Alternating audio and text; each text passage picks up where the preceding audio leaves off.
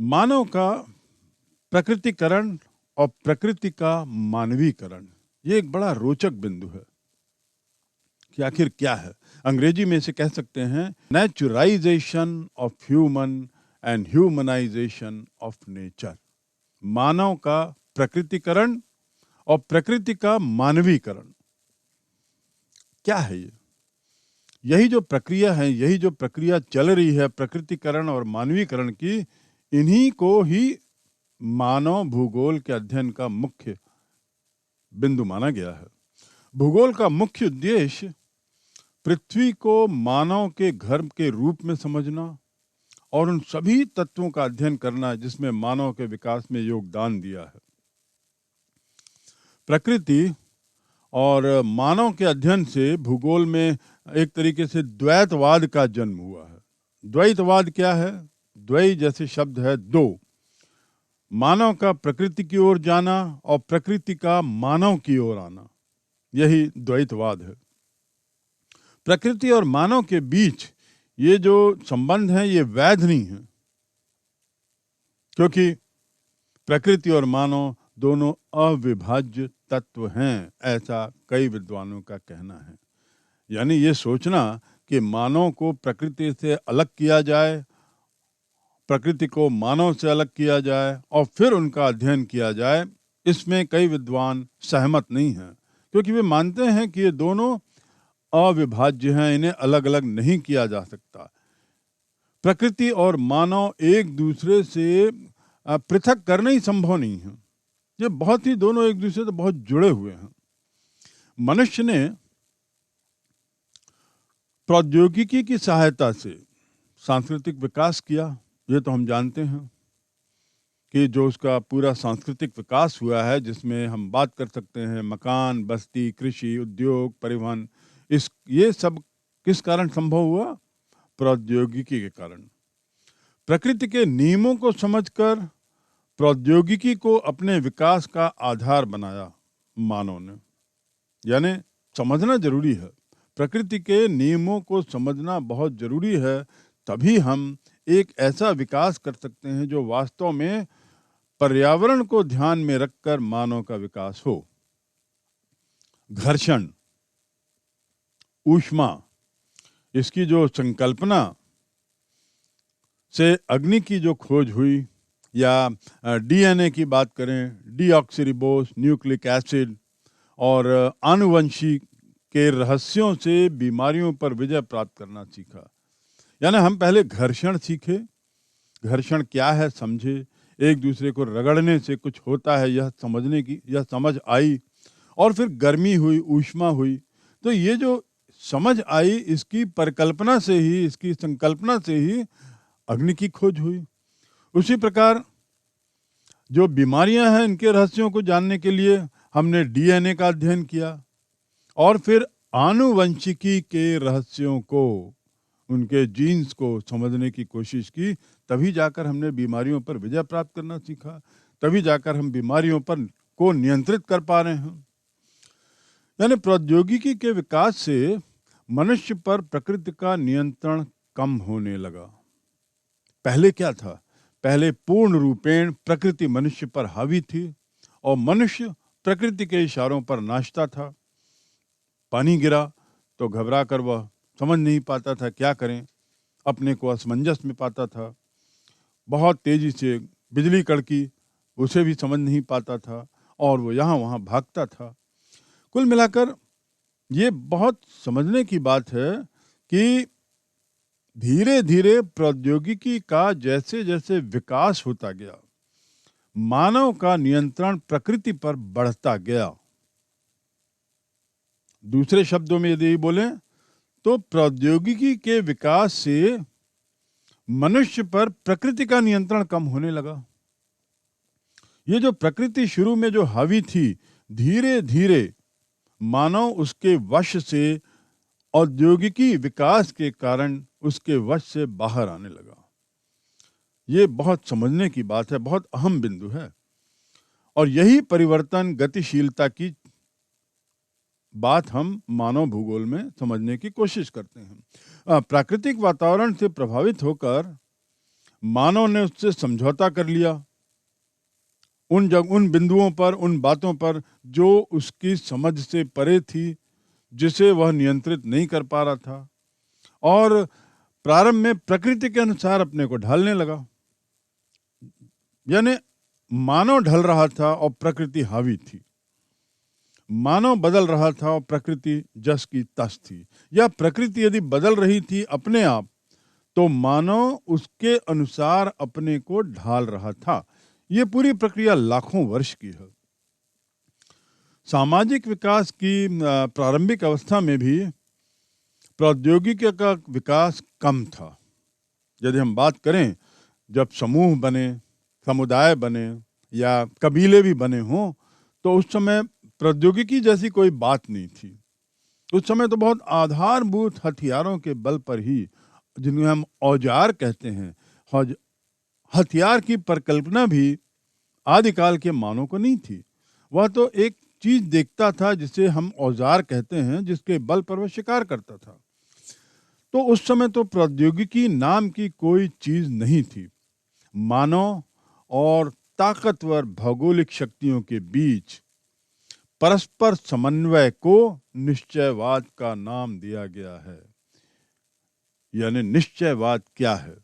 निश्चयवाद मानव और प्रबल भौगोलिक शक्तियां, प्राकृतिक शक्तियां, या हम उसको कहें वातावरण की शक्तियों के बीच जो परस्पर समन्वय है, उसे ही पर्यावरणीय निश्चयवाद का नाम दिया गया। पर्यावरणीय निश्चयवाद यह विकास की वो स्थिति है, वो अवस्था है, विकास का वह चरण है जब मनुष्य प्रकृति के अनुसार चलता था। यानी सबसे आरंभिक जो चरण है, सबसे प्रारंभिक चरण मानव इतिहास का या मानव काल का, मानव विकास का यदि हम इतिहास देखें, तो उसमें प्रारंभिक अवस्था वो है जिसमें प्रकृति के अनुसार मानव चले। प्रकृति की भयानकता से डरकर उसकी पूजा करता था। बिजली कड़की, उसको समझ नहीं पाया, उसको समझ थी ही नहीं कि ये क्या है, लेकिन कड़क से वो घबरा जाता था, चौंक जाता था, और इस प्रकार बाद में हजारों वर्षों के बाद कालांतर में ऐसी चीजों की वह पूजा करने लगा जिसे वह समझ नहीं पाता था या जो उसकी समझ के बाहर था। तो डर के पूजा हुई। पूजा का प्रारंभ एक तरीके से डर से हुआ। चाहे बिजली का डर तो बिजली की पूजा, पानी का डर तो बरसात की पूजा, पानी गिरने की पूजा, आदि आदि। प्राकृतिक वातावरण के सामंजस्य और संरक्षण ने ही निश्चयवाद को जन्म दिया है, और इस बात को, इसका प्रतिपादन, इस बात का जो सपोर्ट किया है, वह है फ्रेडरिक रेटजेल ने, जो मैंने प्रारंभ में बताया। बहुत ही नामी भूगोलवेत्ता, भूगोल शास्त्री माने जाते हैं, और मानव भूगोल का जिन्हें जन्मदाता कहा जाता है। तो वो इस पर्यावरणीय निश्चयवाद पर विश्वास करते थे। लेकिन धीरे धीरे मनुष्य ने अपने वातावरण और फिर प्राकृतिक बलों को, प्राकृतिक गतिविधियों को, प्राकृतिक क्रियाओं को समझना शुरू किया।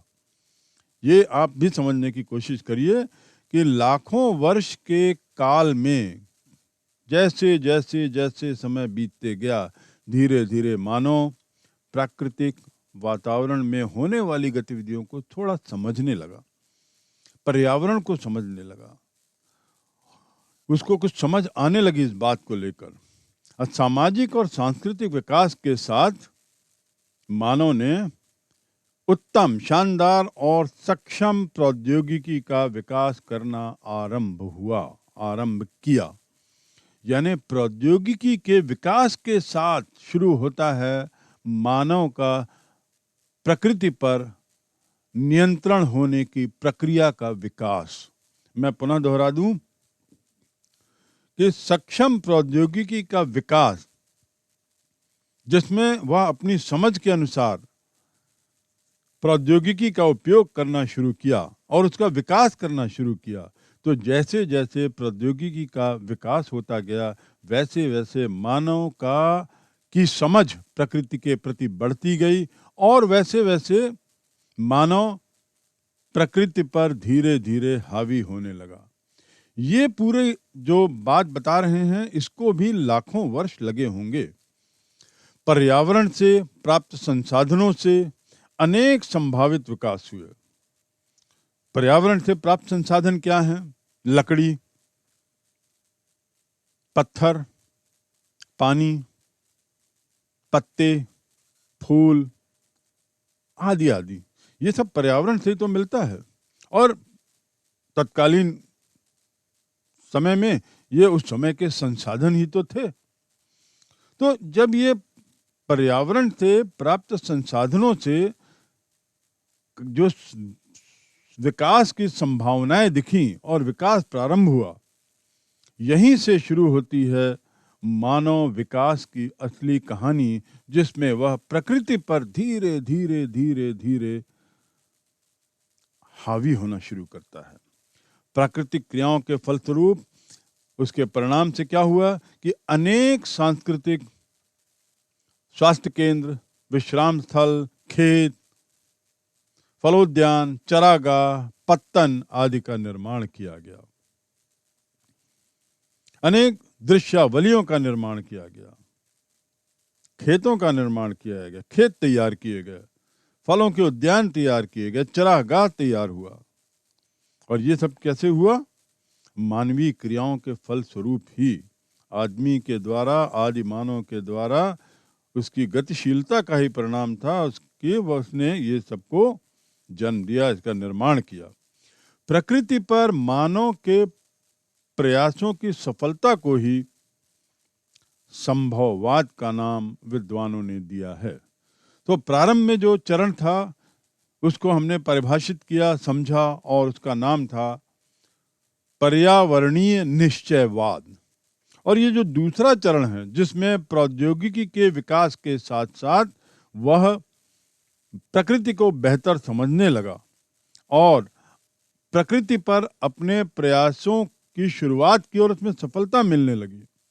जैसे आग जलाने की सफलता, लकड़ी को बारीक करने की सफलता, तीर धनुष तीर बनाने में सफलता, और इसके साथ ही साथ पक्की मिट्टी के ईंट बनाने में सफलता। यानी ये सब तत्कालीन प्रौद्योगिकी के ही उदाहरण हैं।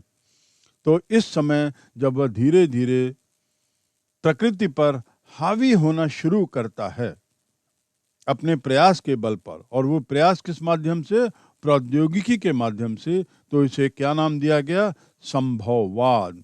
और इस संभववाद के प्रणेता, इस संभववाद के सबसे बड़े जो भूगोलवेत्ता, इसके जो पोषक हैं, वे हैं विडाल डी लाब्लाश, जिनकी परिभाषा पूर्व में बता दी गई है। संभववाद के जनक विडाल डी लाब्लाश ही कहलाए माने जाते हैं। मानव का प्रकृतिकरण और प्रकृति का मानवीकरण, यानी किस प्रकार मानव प्रकृति की ओर बढ़ रहा है और प्रकृति किस प्रकार मानव की ओर आ रहा है, इन दोनों के पारस्परिक संबंधों के अध्ययन को ही मानव भूगोल का मुख्य अंग मानते हैं। यह बिंदु बारंबार कहा जा रहा है। जहाँ तक ये मानव के प्रकृतिकरण और प्रकृति के मानवीकरण की बात है, अभी हमने जो पढ़ी बात कि रेस्टेल, जिन्होंने सबसे पहली थ्योरी, सबसे पहली धारणा लाई निश्चयवाद की, तो रेट्जेल के निश्चयवाद और विडाल डी लाब्लाश के संभववाद के बाद एक तीसरी अवधारणा सामने आई है, जिसके जनक हैं ग्रिफिथ टेलर। ग्रिफिथ टेलर एक नई विचारधारा के साथ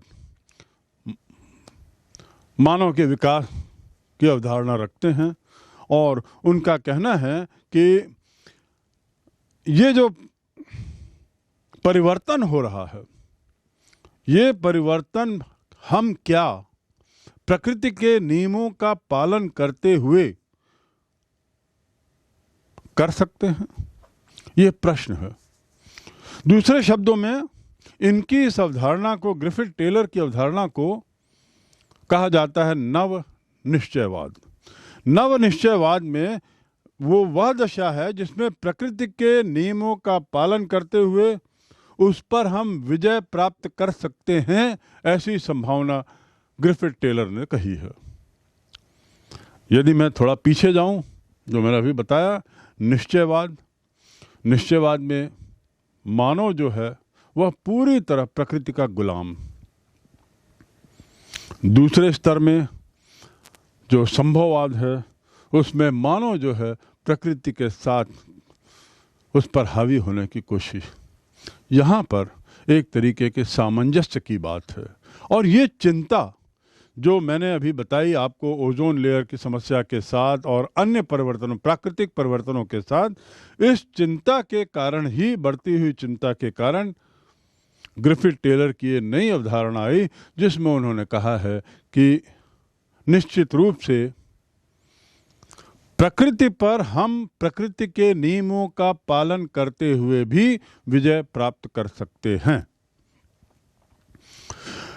वे तत्व जो पर्यावरण को हानि नहीं पहुंचाते, हम उन तत्वों का उपयोग करें। ऐसी चीजें, ऐसे इन्वेंशन, ऐसे आविष्कार जो हानि नहीं पहुंचाते, हम उनका उपयोग करें और उनसे संभावित कार्यों का जो जन्म होता है, जैसे मैंने यही बताया, सुएज कनाल का उदाहरण देते हुए मैं ये कहना चाहूँगा फिर से कि इससे निश्चित रूप से परिवहन की प्रक्रिया, आर्थिक प्रक्रिया, राजनीतिक प्रक्रिया विकसित हुई है, लेकिन साथ ही कुछ राजनीतिक तनाव भी इससे उपजित हुए। तो निष्कर्ष ये है कि हमें कोशिश करनी चाहिए कि ये जो भी हम परिवर्तन कर रहे हैं, ये परिवर्तन पर्यावरण के साथ रहते हुए, पर्यावरण के साथ समन्वय करते हुए बने रहें।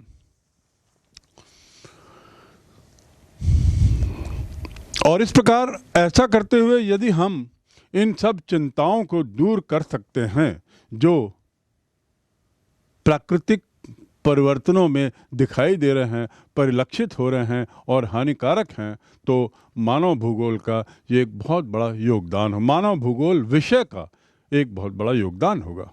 मानव भूगोल का क्रमिक विकास किस प्रकार हुआ? जैसा मैंने बताया कि इनकी अलग अलग विचारधाराएं हैं, 3 विचारधाराएं आपके सामने आई और साथ ही करोड़ों वर्ष के ये विकास का क्रम इसमें देखा गया। तो यदि हम बात करें कि मानव भूगोल के क्रमिक विकास या successive development of human growth, तो मनुष्य द्वारा प्रकृति के अनुकूल अपने को ढालने और स्वयं को प्रकृति के साथ मिलाने, ये परिवर्तन जो है, ये जो क्रमिक विकास है, अत्यधिक धीरे धीरे धीरे हुआ। लेकिन अंतिम 300-400 वर्षों में ये परिवर्तन की प्रक्रिया बहुत तीव्र हो गई। ये सब मानव, ये जितने भी परिवर्तन हुए, ये सब मानव के उदय के साथ ही हुए। जब तक मानव एक जानवर था, जब तक वह थिंकिंग एनिमल नहीं था, तब तक प्रकृति यथावत बनी थी। और प्रकृति में जो परिवर्तन हो रहे थे, वे प्राकृतिक परिवर्तन ही थे। लेकिन जैसे ही मानव एक थिंकिंग एनिमल बना, सोचने वाला व्यक्ति बनना शुरू हुआ, उसके साथ साथ अपना विकास शुरू किया और उसके विकास के साथ साथ उसका वातावरण के साथ छेड़खानी, उसका वातावरण के साथ इंटरेक्ट संबंध एक तरीके से प्रारंभ हुआ। ये सब मानव के उदय के साथ जैसा हुआ, मैंने बताया, इस प्रकार इस विषय में, मानव भूगोल में एक हम बहुत दीर्घकालीन प्रक्रिया का अध्ययन करते हैं, बहुत लंबे काल के अध्याय का अध्ययन करते हैं। मानव भूगोल की अवस्थाएं और क्रमिक विकास के जो क्रम हैं, थोड़ा हम उस पर नजर डालें संक्षिप्त में ही, पर यह जानना जरूरी है कि उसके क्रमिक विकास के पायदान क्या क्या थे, किन किन चरणों में उसका विकास हम मान सकते हैं। जैसा आप देख रहे हैं, पहला आरंभिक उपनिवेश का समय, पहला जो चरण मानते हैं वह आरंभिक उपनिवेश का समय, जिसमें वह अन्वेषण करता था और विवरण देता था। अन्वेषण करना और विवरण देना इस काल के मुख्य कार्य थे। और करता क्या था, संपादन कैसे करता था इसका? साम्राज्यवादी विचारधाराओं ने नई खोज और अन्वेषणों को प्रोत्साहन दिया। यानी ये आरंभिक उपनिवेश काल में जो अन्वेषण और विवरण आदि का जो कार्य हुआ, वो मूल रूप से साम्राज्यवादी विचारधाराओं के कारण हुआ। उन लोगों ने प्रोत्साहित किया। विभिन्न क्षेत्रों का विश्व ज्ञान कोश भूगोलविद्ताओं का महत्वपूर्ण आधार बना, और यही साम्राज्यवादी विचारधाराओं ने उपनिवेशवाद को भी जन्म दिया। दूसरा चरण हम मानते हैं उत्तर औपनिवेशिक युग, यानी बाद का। एक तो आरंभिक उपनिवेश का समय और दूसरा उत्तर औपनिवेशिक युग। जैसा आप पढ़ रहे हैं, मानव भूगोल की अवस्थाएं और उसके क्रमिक विकास का यह दूसरा चरण है। और इस काल में क्या कार्य हुए? अब हम प्रादेशिक विश्लेषण करने लगे। शुरू में तो हमने अन्वेषण किया और विवरण उस पर निकाला, निष्कर्ष निकाला, और अब हम एक क्षेत्रीय विश्लेषण करने लगे। पृथ्वी के सभी प्रदेशों का विस्तृत वर्णन और उसकी पूरी तरह समझ का विकास हुआ। ये वो दौर था जब पृथ्वी के हर क्षेत्र के बारे में क्षेत्रीय भावनाओं को या क्षेत्रीय बिंदुओं को ध्यान में रखते हुए हमने विस्तृत अध्ययन किया, उसको बारे में विस्तृत वर्णन किया, पूरी तरह हर क्षेत्र को समझने की कोशिश की। यह बात कब की है? यह बात है उत्तर औपनिवेशिक युग, यानी साम्राज्यवादी काल ही था, क्योंकि उपनिवेश है तो साम्राज्यवाद रहेगा ही। तो साम्राज्यवादी काल में ही ये कार्य हुए जब प्रादेशिक विश्लेषण बढ़ने लगा। तीसरा युग जो कहलाता है वह है 1930 का दशक और अंतर युद्ध अवधि। 1930 का दशक यानी 30 से 40 और अंतर युद्ध अवधि यानी दोनों युद्धों के बीच का जो काल है, प्रथम विश्व युद्ध और द्वितीय विश्व युद्ध के बीच का जो काल है, उसके बारे में उस दौरान मानव भूगोल की क्रमिक विकास में किस तरह के कार्य किए गए। क्षेत्रीय विभेदन की जानकारी, अर्थात क्षेत्रीय विभेदन यानी एक क्षेत्र की दूसरे क्षेत्र से भिन्नता को समझना, उनके कारणों को जानना और उसके साथ ही उसकी जो खासियत है उसको पहचानना। ये था दोनों विश्व युद्ध के बीच के समय का मानव विकास का दौर। मैं पुनः दोहरा दूं, कार्य क्षेत्र को परिभाषित किया है क्षेत्रीय विभेदन शब्द से। अंतर करना, क्षेत्रीय अंतर करना यानी क्षेत्रीय विभेदन। एक जगह से या एक प्रदेश से दूसरे प्रदेश भिन्न क्यों होते हैं, समान क्यों होते हैं, अंतर होने के कारण जाने, वहाँ की खासियत पहचाने और जो भिन्नता है उसको समझकर उनको पहचानने की कोशिश करें, उन भिन्नताओं को। ये था दोनों विश्व युद्ध के बीच के काल का मुख्य कार्य और उसे इस रूप में संपादित किया गया। चौथा यदि हम चरण देखें, चौथी अवस्था मानव भूगोल की क्रमिक विकास की अवस्था, तो चौथा चरण था जब मानव भूगोल में स्थानीय संगठनों के बारे में जानकारी एकत्रित की जाने लगी। जैसा मैंने पूर्व में बताया कि मानव भूगोल पर्यावरण और मानव के संबंधों, परस्पर संबंधों, गतिशील संबंधों का अध्ययन है। तो ये मानव भूगोल जो विषय जब आया तो उसके जो चरण हुए, उसके विकास के चरणों में चौथा चरण, इस विषय के विकास के चरण, चौथा चरण है 1950 से 1960 का दशक। उस समय क्या हुआ, जो क्षेत्रीय संगठन हैं, ऑर्गेनाइजेशंस थे, उनके समझना, उनके बारे में जानना, और कैसे कंप्यूटर और डेटा, सांख्यिकीय विधियों के द्वारा, यानी डेटा कलेक्शन के द्वारा डेटा इकट्ठा करना, सर्वे करना, कंप्यूटर के माध्यम से जानकारियां लेना, मानचित्र और मानवीय घटनाओं का विश्लेषण, मानवीय क्रियाओं का एवं मानचित्र योग प्रतियोग रूपों की पहचान, यानी किसी क्षेत्र के, हर क्षेत्र के संगठनों के बारे में, वहाँ की जनता कैसे रहती है, किस प्रकार की है, कितने पुरुष हैं, कितनी महिलाएं, आदि आदि डेटा इकट्ठा करना और उस डेटा को कंप्यूटर में डालकर क्षेत्र की जानकारियों को और पक्का करने का काम इस दशक में हुआ। इन 10 वर्षों में जो घटनाएं किसी हर जो भी क्षेत्र में हुई, उनका अध्ययन करना कि आखिर ये घटना यहाँ क्यों हुई। उदाहरण के लिए यदि भूकंप आया किसी एक क्षेत्र में तो क्यों आया, उनके कारणों पर जाना, उसको तहकीकात करना, उसकी गहराई पर जाना, उसके निवारण करना और कारणों को बेहतर समझने का प्रयास, ये 1950-60 के दशक में हुआ। पांचवा विकास का क्रम, किस चीज के विकास का? मानव विकास का नहीं, मैं पुनः दोहरा दूं, मानव भूगोल विषय के विकास का। 1970 का दशक, यानी 1970 से 1980 के बीच क्या हुआ, क्या काम हुए मानव भूगोल के क्षेत्र में, मानव भूगोल के विषय में? मूलतः मानवतावादी, आमूलवादी और व्यवहारवादी विचारधाराओं का जन्म हुआ।